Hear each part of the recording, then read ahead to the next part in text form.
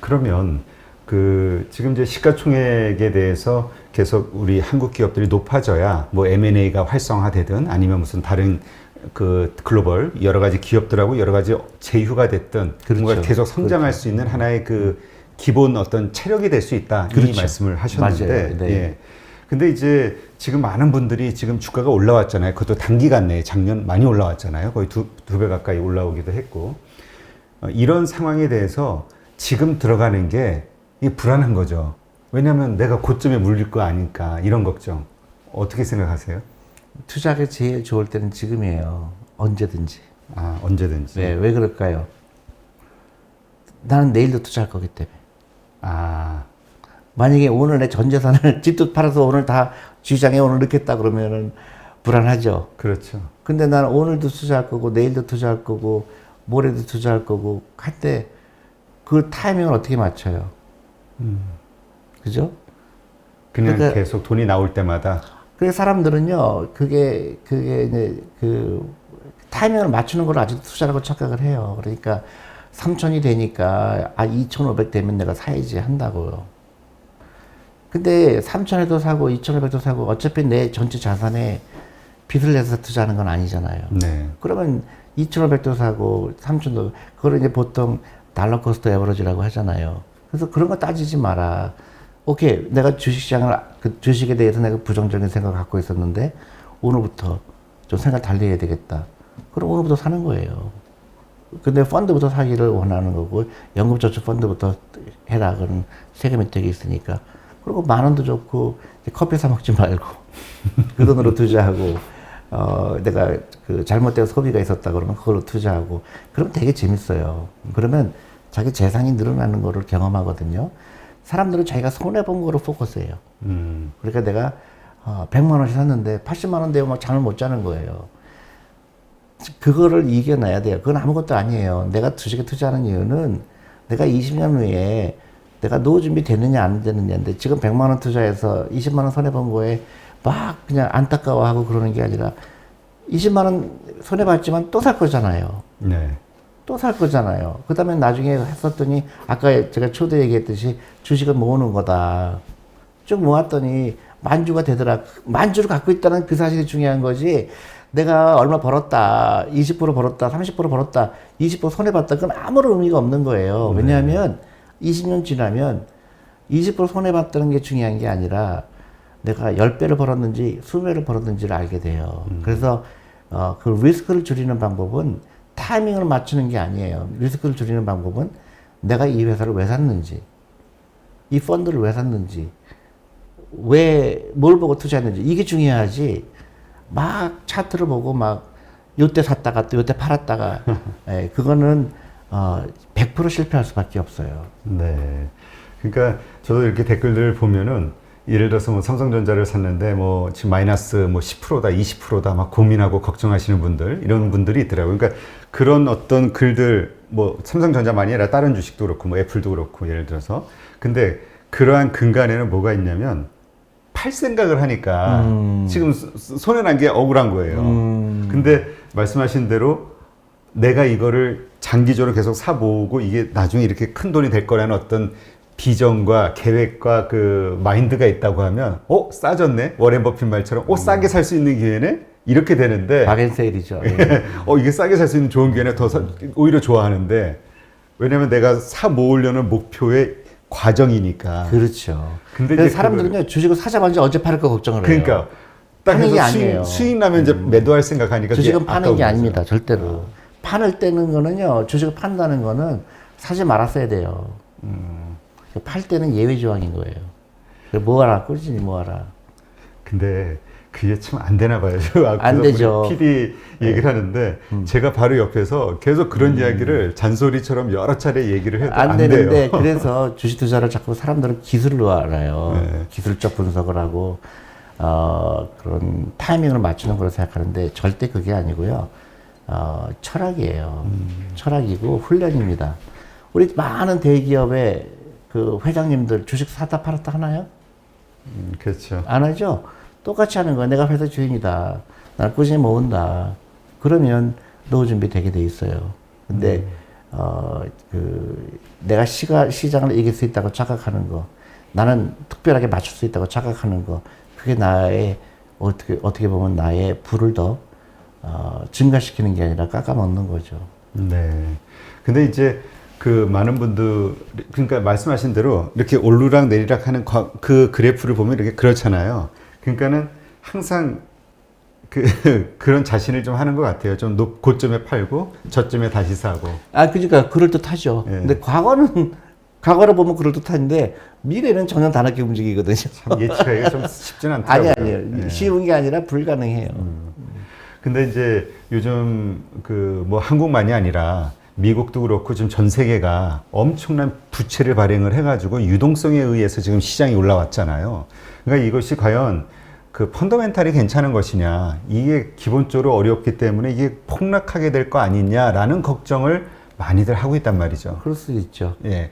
그래서 오히려 이렇게 좀 고점에 팔고 저점에 다시 사든가. 그러니까 뭔가 이 폭락에 대비해야 되는 거 아닐까? 이런 생각에는 어떻게 생각하세요? 아니요. 그렇기 때문에 여유 자금을 해야 되는 거고요. 네, 여유 자금을 해야 되는 거고, 한국은 그걸 걱정할 정도의 수준이 아닌 게 주식 투자 비중이 워낙 낮아요. 그러니까 미국에서는 자기 퇴직연금 같은 경우 40%가 주식이기 때문에 미국 사람들 걱정할 필요가 있지만 한국은 걱정할 게 없어요. 너무 낮아요, 이미. 그러니까 더 예. 수요가 더 몰리면 계속 네, 오를 수밖에 그렇죠. 없다. 그리고 한국은 부동산에 비해서는 훨씬 더 주시장에 안 들어오고 있죠. 그러니까 부동산에 들어가는 돈은 그 주식에 들어간 거에 비해서 훨씬 더 큰 몇십 배의 자금이 들어가 있죠. 그러니까 60조가 지금 대기 자금이 하는데 부동산은 60조 갖고는 턱도 없죠. 근데 그러한 대표님의 말씀에 좀 이견을 가지신 분들 이야기 들어보면은, 예를 들어서 워렌 버핏이라든 이런 사람들은 예를 들어서 계속 살 수 있는 게 계속 돈이 들어오잖아요. 목돈들이 뭐 보험회사니 뭐 이런 데서 자꾸 들어오면서 살 수 있으니까 이게 가능하지만, 돈이 부족한 개인들 입장에서는 이 돈을 불리기 위해서는 이런 잦은 거래로 돈을 불려야 되지 않냐. 그리고 이렇게 뭐라 그럴까요? 꾸준히 계속 오르건 내리건 상관없이 계속 사 모으기에는 너무 지루하지 않냐. 그러니까 작은 돈 가지고 계속 그렇게 풀려나가기에는, 이런 생각을 하는 분들이 있거든요. 네, 전혀 그렇지 않고요. 복리의 마법이라는 거거든요. 그러니까 여유자금으로 커피 사 먹는 거를 줄여서 투자한 사람들, 자동차를 안 사고 그거를 투자를 바꾼 사람들, 사교육비를 투자를 바꾼 사람들은 절대로 그런 거에 넘어가지 않아요. 그런 부정적인 생각에 항상 긍정적인 마인드가 중요하고 훈련이고, 단기간에 주식시장이 올라가고 내려가는 거에 대해서 나하고는 별 관계가 없다고 생각하는 그런 철학이 필요한 거죠. 그리고 많은 사람들이 부정적인 얘기를 해요. 어떻게 되고. 근데 그분들도 근거가 없어요. 남들이 얘기하는 거 똑같이 얘기하는 거고, 저도 마찬가지로 모르죠. 내일 어떤 일이 일어날지, 내일 폭락이 올지. 그렇지만은 자본주의에 대한 기본적인 이해죠. 기업의 가치는 올라가게 돼 있다. 그리고 자본주의에서는 결국은 100년을 보니까 주식시장은 결국은 우상향하더라. 근데 어떤 주식을 고르느냐가 중요하고 어떤 펀드를 고르느냐가 중요하지, 시장을 예측하는 거는 부질없다. 이건 다 기본 상식으로 알고 있어야 되는 겁니다. 네. 근데 제가 이렇게 관찰자 입장에서 이렇게 지켜보니까 이게 잘 안 되는 이유 중에 하나가 이런 것도 있는 것 같아요. 예를 들어서 제가 이렇게 돈을 이제 투자를 했습니다. 예를 들어서 A라는 회사에, 이래서 삼성전자에 샀습니다. 그리고 계속 사 모아야 되잖아요. 근데 오른 가격으로는 더 사기가 싫고, 내가 처음에 매수했던 가격보다. 그 다음에 또 하나는 매달 나오는 월급 가지고 살 때요.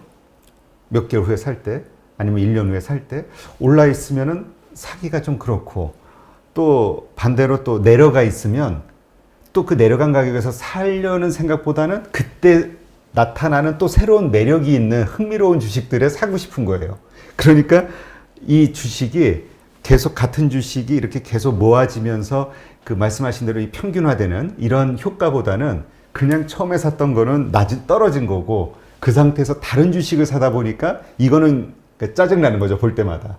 이런 거를 어떻게 해결해야 되나요? 그거는 이제 어떤 굉장히 뭐랄까요, 마이너한 문제 같아요. 근데 사람이 이제 투자하면서 겪는 경험이죠. 네. 그러니까 사람마다 다 똑같은 방법으로 투자할 필요는 없고요. 그러니까 몇 가지 중요한 거 있죠. 장기 투자해야 되는 거, 주식은 자주 사고 파는 게 아니라는 거, 그다음에 펀더멘털을 보고 투자하라는 거, 그다음에 퇴직연금 이용하라는 거, 연금저축펀드 이용하라는 거. 제가 많이 얘기했는데 사람들은 저보고 구체성이 없다고 얘기를 해요. 근데 저는 더 이상 구체적으로 얘기할 방법이 없어요. 그게 가장 기본이고 그것만 지키면 다 노후 준비 된다고 저는 확신합니다. 근데 사람들은 그런 확신이 별로 없는 거예요. 근데 저는 확신을 가지기를 바라시고, 확신을 가지면 그런 마이너한 거 별로 중요하지 않아요. 어떤 주식을 샀느니, 결국은 펀더멘털을 보고 샀고, 나름대로 이유가 있어서 샀다 그러면 저는 걱정할 필요 없다고 생각해요. 그러면 그런 상황이 됐을 때 제가 예를 들어서 산 A라는 주식, 예를 들어 삼성전자가 제가 계속 산 시점보다 떨어져 있을 때 지금 돈이 들어왔어요. 뭐 월급을 받았든 아니면 뭐 어떤 목돈이 가외돈이 생겼을 때, 근데 또 새로운 매력적인 또 다른 주식이 나왔어요. 예를 들어서 B라는 주식이. 어떻게 해야 됩니까? 그거 사도 좋고, 아니면 떨어진 주식을 더 사도 좋고. 그런 그러니까, 저는 그거는 개인 성향이라고 생각하는 거지, 어느 게 다 옳다 맞다 그럴 필요는 없을 것 같아요. 저희 같은 경우도 펀드 매니저들도 예를 들어서 우리가 어떤 기업을 10년 동안 투자해 왔는데 새로운 기업이 IPO가 나왔을 때 너무너무 좋은 거예요. 그 회사가 그럴 경우에 일부 팔 수밖에 없는 거거든요. 네. 근데 비슷하다고 보는 건데 어느 게 더 매력적으로 보이느냐, 그때 그 당시에 상황에 따라 다르겠죠. 네. 그러면 지금 이러한 상황, 내가 산 것이 마이너스가 나 있을 때 이 불안하잖아요. 돈을 까먹었다는 생각이 자꾸 드니까. 그래서 정말 막 고민 엄청 하시는 분들이 있더라고요. 막 20% 빠져서 30% 빠졌어 해가지고. 그러니까 막 불안하고 행복하지가 않은 거죠. 이렇게 생각하시면 돼요. 내가 어떤 주식을 샀는데 마이너스 30%가 됐어요. 네. 그러면 30% 빠진 게 중요한 게 아니고 내가 이 회사를 왜 샀지를 먼저 다시 찾아보면 돼요. 내가 이 회사를 봤더니 너무너무 좋은 거예요. 막 1년에 매출액이 20%씩 증가하고 있고, 이익도 증가하고 있고, 배당도 많이 주고 있는데, 내가 이해가 안 가게 마이너스가 30%가 된 거예요. 그러면 저는 너무너무 막 흥분이 되는 거예요. 네. 왕창 더 사야 되겠다. 아니면 잠도 잘 오는 거예요. 이 회사는 전혀 문제가 없구나. 근데 내가 살 때 그런 과정이 없이 친구가 사라 그래서 샀어요. 근데 30%가 마이너스 돼요. 그러면 마이너스 50% 될 수도 있거든요. 그렇죠. 그러니까 잠이 안 오는 거예요. 그래서 내가 살 때 이 주식을 왜 샀는지, 내가 정말 고민을 했는지. 근데 대부분 사람들이 그 고민을 안 해요. 누가 추천해서. 그렇죠. 그다음에 잘 오른다니까. 또 차트를 보니까 딱 이게 무슨 저기 30일 곡선이고 이게 그런 거 샀기 때문에 이 회사가 정확하게 뭐 하는지 몰라요. 그렇게 되면 30%가 마이너스 되면 혹시 상장 폐지되는 거 아닌가? 그거는 투자가 아니죠. 네. 그래서 투자라는 건 굉장히 나한테 기쁨을 갖다 주는 거예요. 예를 들면 남들이 잘 모르는 회사인데 내가 연구를 하다 보니까 너무나마 좋은 주식이 나온 거예요. 근데 사람들은 몰라요. 네. 또 관심도 없어요. 야, 이거는 보물이구나. 그럼 나는 돈만 생기면 사야 되겠다. 그런 자기만의 그런 투자 철학이 있는 사람은 투자가 너무 즐겁죠. 근데 주식 가격은 안 움직여요. 네. 5년 동안 안 움직이고 30년, 10년 동안 안 움직이는데 10년을 지났더니 이 회사의 진가가 나타나기 시작한 거예요. 그래서 순식간에 2배가 되고 3배가 되고 했을 때 그때 희열은 굉장한 거예요. 삼성전자도 마찬가지예요. 삼성전자도요, 10몇 년 동안 꾸준하게 주식가격이 안 올랐어요. 1990년부터 2000년까지 정말로 안 올랐어요. 네. 그리고 IMF도 겪으면서 더 빠졌죠. 그래서 지금 200만 원, 액면분할 하기 전에 200만 원, 300만 원까지 가잖아요. 그때 15,000원, 2만 원이 굉장히 오래 갔어요. 네. 그래서 그런 희열인 거죠. 내가 그런 철학을 유지하고 샀더니 나중에 그게 나한테 큰 보상으로 오는 거죠. 그러니까 너무 재미난 거예요. 주식 투자라는 거는. 그리고 처음부터 주식을 고르는 거 쉽지 않으니까 펀드부터 하고 그 세금 혜택을 누리고 그 다음에 작은 돈부터 시작하고 그런 훈련이 필요해요. 너무 막 저런 유튜브도 보고 그러다 보면 혼란이 오죠. 막 한국 주식은 미국은 장기 투자가 가능하지만 한국은 아니라든지 또 많은 유튜버들이 생겼는데 존니와 반대되는 유튜브 또 많이 늘었더라고요. 아니, 저하고 조니 대표님을 좀 이렇게 해야 조회수 올라가니까. 모르겠어요. 그래서 저는 의견이 다를 수 있지만 저렇게 나를 디스할 필요가 있을까. 근데 결국은 주식 투자는 나중에 내가 노후 준비가 됐느냐 안 됐느냐 그게 성공의 여부예요. 네. 주식 투자하는 이유는 유일하게 이유가 딱 한 가지예요. 노후 준비, 그다음에 경제 독립입니다. 그래서 여유 작업으로 꾸준하게 하시고 그런 즐거움으로 하셔야 돼요. 긍정적인 마인드. 네. 저는 이렇게 대표님 워낙 여러 차례 인터뷰를 하면서 이제 그 어떤 가지고 계신 생각이나 철학을 좀 그래도 많이 이해한다고 생각이 되기 때문에 그런 관점에서 이제 다른 사람들 이렇게 지켜보는데 근데 대표님의 말씀도 이해가 되고 근데 또 이 투자하시는 분들은 또 액티브하고 하여튼 그 사람의 그 탐욕이랄까 욕심 이런 거를 제가 한 가지 얘기할 수 있어요. 절대로 못 봅니다. 왜냐하면 한두 번은 맞출 수가 있어요. 근데 확률이거든요. 네. 모르게. 그러니까 내가 계속 맞출 수는 없기 때문에 결과적으로 주식 투자는 실패할 수밖에 없어요. 단기적으로 투자하는 사람은 절대 부자가 될 수 없습니다. 반드시 명심하셔야 돼요. 그러니까 제가 그냥 제 말이 그냥 그렇게 너무 강하게 생각하시는 분도 있겠지만은 어느 역사를 봐도 크게 돈 번 사람들은 장기 투자에서 돈 번 사람들이지 단기 투자에 돈 번 사람은 없습니다. 네. 하여튼 한 0.1%, 0.5%, 1%, 하여튼 아주 소수의 분들은 또 그런 아주 능력 있는 분들이 있죠. 그거는 운이 좋은 거예요. 네. 예를 들어서 그 경제 위기가 왔는데 그때 마침 현금이 있어서 그렇게 크게 투자했더니 그게 해서 그렇게 성공한 케이스는 있지만 우리가 매일매일 주식 투자를 해서 그 워런 버핏처럼 투자한 사람이 대부분 성공하지 그렇게 그런 확률이 없는 거에 내 모델이 돼서는 굉장히 곤란하죠. 네. 하여튼 저는 그런 생각이 들어요. 그런 0. 몇 프로에 포함될 만큼의 내가 탁월한 능력을 가지고 있는 사람일까? 그렇지 않다면 그냥 평범하다는 거를 전제로 생각하면 가장 평범한 사람들이 성공할 수 있는 방식은 물론이죠. 결국 가치 성장주 혹은 가치주에 대한 장기 투자. 그러니까 결과적으로는요, 이 복리의 마법이고요. 네. 지극히 여유롭게 투자하는 사람들, 즐겁게 투자하는 사람을 이길 수가 없다는 거예요. 그래서 가끔 우리 신문에 나잖아요. 그냥 꾸준하게 투자했더니 100억이 되고 200억이 되는 거지. 많은 인터넷에 나오는데 나는 얼마 갖고 1년 만에 10억을 만들었다, 20억을 만들었다. 그거는 사실은 지극히 잘못된 투자 방법이에요. 그런 일 저는 확인하고 싶어요. 그런 일 없었을 것이다. 네. 아까 어느 정도 가격이 많이 그러니까 상승했을 때는 이제 매도한다고 말씀하셨잖아요. 그 펀드 매니저들도. 네. 그러니까 파는 시점은 분명히 있단 말이죠.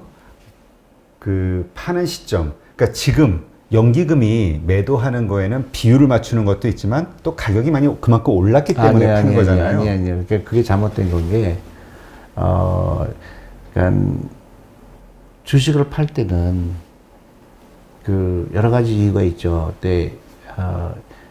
사람들은 주식을 팔 때 가격이 올랐기 때문에 판다고 얘기를 해요. 네. 그런데 또 보통 이제 우리가 3천이 돼서 많이 올랐다고 치지만, 그거는 작년 최악이었을 때에 비교하면 많이 올랐지만, 5년 동안 보면 떨어진 것들이 더 많아요.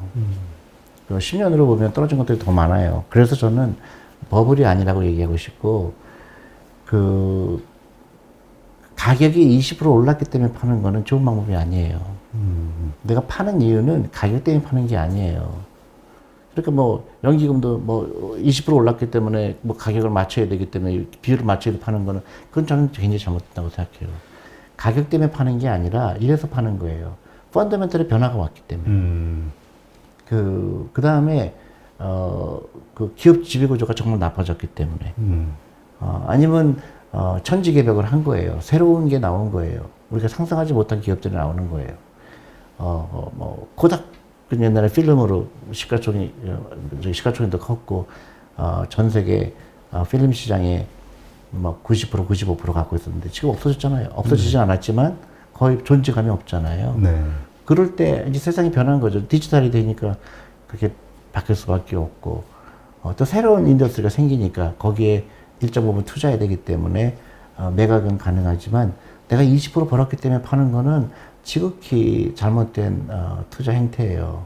그래서 이런 큰 기관들이 막 주식이 올라갔다 해서 파는 거는 저는 정말로 이해가 안 가요. 그 주식에 내가 투자하는 건 기업에 투자하는 건데 기업이 시가총액이 20% 늘어났다고 해서 내가 그걸 매각하는 거는 좋은 방법이 아니죠. 그 개인분들도 지금 생각하는 게 지금 단기간 내에 뭐 2배 급등했다 뭐 이런 얘기 많이 하잖아요. 그러니까 많이 올랐기 때문에 이제 오버밸류 아니냐. 그러니까 지금 팔아야 되는 거 아니냐. 이런 생각하는 거에 대해서는 동의하세요? 아니죠. 지금이 버블이 아니다. 내가 100% 벌려고 주식 투자하는 게 아니에요. 나중에 10년 기다렸더니 10배, 20배가 되는 게 주식시장이에요. 내가 그 기업을 갖고 있다는 것 자체가 나한테 많은 희망을 주는 거예요. 네. 그 회사가 100% 올랐을 때, 아까 얘기했잖아요. 내가 이 회사를 왜 샀는지. 만약에 이 회사가 1년에 20%씩, 10%씩 매출 성장이 이루어졌다 그러면 100% 오른 게 나한테 큰 의미가 없어요. 훨씬 더 많이 오를 거기 때문에 단순히 가격을 보고 내가 샀다 팔았다 결정하는 거는 좋은 아이디어가 아니에요. 근데 지금 저는 그 대표님의 그 말씀, 내가 왜 샀는가, 그 펀더멘탈을 보고 결정했으면 그게 사라지기 전까지는 보유하는 거. 그렇죠. 예. 네. 그거에 저도 되게 동의를 하는데, 근데 많은 분들이 그 기본 본인의 생각이 좀 잘못된 경우들도 많이 있는 것 같아요. 뭐냐면, 예를 들어서, 그러니까 나름대로 그런 이유로 샀다고 생각하는데 그 종목들을 보면은 예를 들어서 뭐 테마주, 그러니까 테마주가 나쁜 건 아니지만 뭐라 그럴까요? 좀 나쁜 거죠. 그러니까 뭔가 하여튼 좀 네. 우리가 객관적으로 봤을 땐 펀더멘탈보다는 여러 가지 기대감이 그렇죠. 섞여 있는. 그렇죠. 예. 근데 그런 것들이 이제 잘못된 투자 문화예요. 그러니까 너무 급격하게 돈을 벌고 싶어서 그런 잘못된 잣대를 가지고 투자하는 거죠. 예를 들어 누가 뭐 대통령 출마한다 그러니까 그 주변에 주식 가격이 오른다든가 그거는 사실은 그 굉장히 후진국에서 나타나는 현상이죠. 금융 후진국에서 나타나는 현상이죠. 근데 한국도 이제 점점 그게 희석이 될 거라고 봅니다. 예. 결국은 펀더멘털이 좋은 기업이 주가가 올라가게 돼 있어요. 그 우리가 펀더멘탈이 좋은 기업이라고 이제 자주 이렇게 말을 사용하는데 구체적으로 어떤 기업이 펀더멘탈이 좋은 기업이라고 우리가 볼 수 있을까요? 개인들이 판단할 때. 이거 똑같아요. 그러니까 너무 어렵게 생각할 필요 없어요. 네. 우리가 주식을 고를 때, 우리 펀더멘털을 고를 때 어떤 걸 고르냐. 그렇게 그 특별함이 없어요. 그러니까 우리가 그 회사가 보니까, 돈을 잘 벌 것 같은 거예요.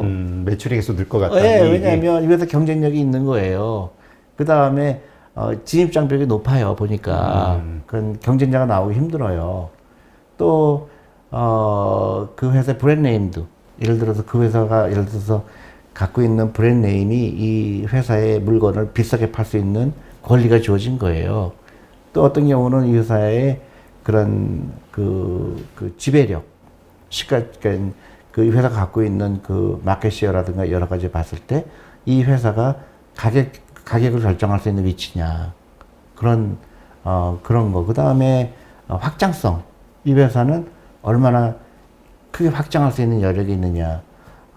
이제 그게 굉장히 중요한 거죠. 근데 확장이 가능하지 않은 산업도 있죠. 그러니까, 보통 에어라인 회사 같은 경우는 그 비행기 숫자가 정해지잖아요. 그렇죠. 그 비행기 숫자에 넘어서 매출이 이렇게 수는 불가능하잖아요. 예, 예를 들어서 그런 것도 하나의, 대상이죠. 그러니까 그런 성장성이, 그러니까 확장성이 좀 둔화될 수밖에 없는 산업은 뭐가 있을까요? 가격이 퍼가 낮죠. 그러니까 다 최고점이 딱 보이니까. 그렇죠. 한계가. 맞습니다. 그래서 그런 게 우리 아이들하고 특히 이런 거를 대화를 하게 되면 즐겁게 되죠, 투자가. 그러니까 네. 투자가 즐거운 사람들은요, 20% 마이너스 되고 10% 마이너스 되고 그게 아무런 의미가 없다는 걸 알게 돼요. 네. 그 자기가 이 회사를 왜 샀는지 그 자체의 투자 프로세스가 즐거움이에요. 그래서 그 돈을 사기업이 쓰는 돈으로 아이들을 사주고요, 펀드를 사주고 그 다음에 애들을 도서관에 보내고 스포츠를 하게 하고 제가 이루는 꿈입니다. 대한민국이 이렇게 간다 그러면 저는 지금부터 훨씬 더 나은 사회가 될 거라고 생각합니다. 네, 알겠습니다. 하여튼 아까 저 시작할 때 제가 그 우스갯소리로 말씀드렸지만 사실은 거기에는 또 좀 진담이 섞여 있는 거죠. 이 단타의 때를 좀 씻는 시간. 고해성사와 회개하는. 회개의 시간과 함께 그 단타의 때를 씻는 그런 시간을 오늘 가져봤고요. 또 이제 적당히 단타의 때가 묻게 되면 또 이제 대표님을 모시고 다시 한번 그 회개의 시간을 또 갖도록 하겠습니다. 네, 하여튼 투자하실 때 여유를 가지고 정말 펀더멘탈을 중심으로 투자하시는 그런 투자자가 되시기를 기원하면서 오늘 존리 대표님께 이렇게 나와주셔서 감사하다는 인사 말씀 드리겠습니다. 감사합니다. 네, 감사합니다.